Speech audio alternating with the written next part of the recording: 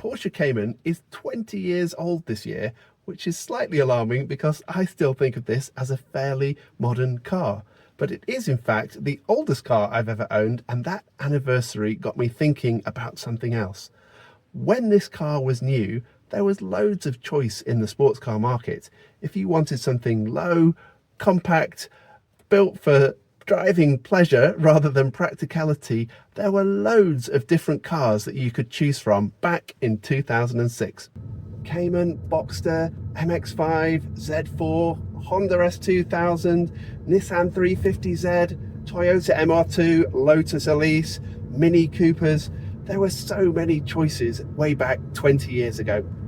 In this video, I want to use my own 20-year-old car to ask the question, what has happened to the small sports car market 20 years on?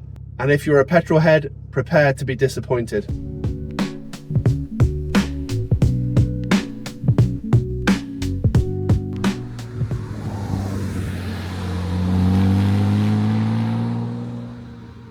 If I jump into my Lego DeLorean time machine and head back to 2006, the year that my Cayman was born, well, it was born into a crowded marketplace. There were lots of sports cars, all from different manufacturers. It was quick and easy for me to pull together a list of 12 interesting cars. They might not all have been perfect, a little bit style over substance in some cases, but the point was there was choice, there was variety, and there was something interesting and different for people who wanted a sports car to choose from. Our healthy list of 2006 sport cars can be split into a couple of different categories. Let's go to Japan first with some great value entry-level models, the MR2 and the ubiquitous MX-5, and then some more niche hero models with the Honda S2000 and the Nissan 350Z, or Z in America. The premium German brands were solidly represented with, of course, the Cayman Boxster, the BMW Z4, the Mercedes SLK, and the Audi TT had just been updated into the Mark II version.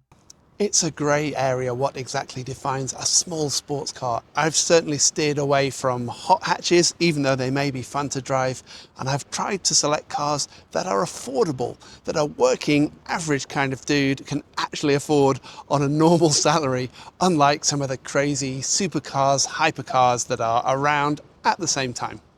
Let's finish the list with a little style over substance, the Chrysler Crossfire and the Alfa Romeo Spider, or rarer in its last iteration, and of course two absolute lightweight classics, the Lotus Elise and the Caterham 7, British stalwarts of the sports car scene.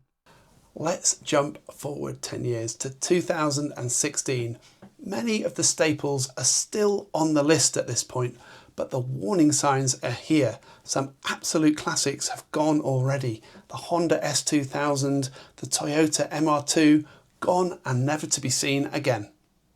The star of the sports car show, the everlasting Mazda MX-5, was into its ND variant, and interestingly, that's still being sold 10 years on, the same model. Mazda have not invested into their classic. The cars that are left on the list are pushing up market. They're becoming more premium. And if you look more widely at sales figures, the rise of the mini SUV is starting to happen. The writing is really on the wall for the sports car. One manufacturer we must give kudos to is Alpine for bringing out the beautiful A110. That was in 2017, so it didn't quite make my 10-year interval cut for 2016. But what a car, and already it's at risk and we're at danger of losing it. And now we arrive in 2026 and look at the state of this list. Only 2 cars from our original 12 survive to this day. The everlasting Mazda MX-5 and the even more longer lasting Caterham 7. I've used amber crosses on the Porsche Cayman Boxster and the BMW Z4 because they are technically out of production at the moment and you can only buy existing dealer stock if you're lucky enough to grab one right now. For me, the car that hurts most that is no longer on this list is the Lotus Elise, from a company that built its reputation on small, nimble, lightweight sports cars, and they don't have a little 2-seater open-top car in their lineup. They're pushing more and more premium, more and more upmarket. That just seems such a shame to me. There are a couple of great cars that have been and gone in the period between 2016 and now. The GR86 from Toyota and the Alpine A110 stumbling on, but again caught up by this difficult transition from petrol power into something in the future, hybrid, electric, whatever that may be. So is the small sports car dead in 2026? Not quite yet. The Mazda MX-5 is doing heroic work, and brands like Caterham give a commitment to lightweight sport cars like nobody else. And there are the kit cars out there as well if you want to build one yourself. But getting one from a mass manufacturer is getting harder and harder.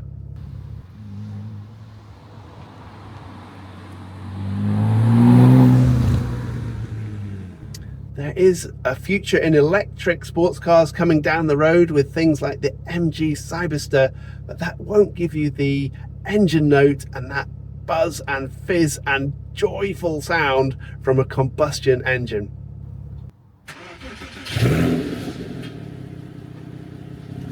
The point isn't that sports cars don't exist anymore, but there's no broad middle ground in the market with lots of manufacturers involved.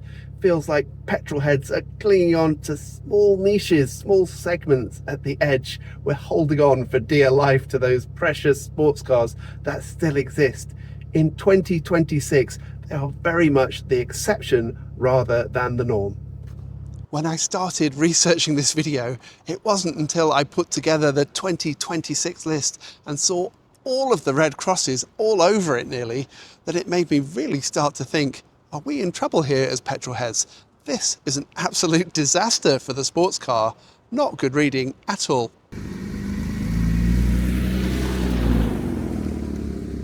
Maybe that makes looking after these cars more of a responsibility than I thought it was. Must try harder to keep this looking lovely. The question I want to leave you with is this. From the list of cars that have vanished on the 2006 list, which would you love to see a manufacturer bring back?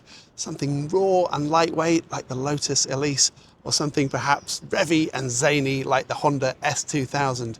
Please do let me know in the comments. I will drop my favourite missing sports car into there. I'm David. This is Autobunker. Thank you so much for watching, and I'll see you in another video very soon.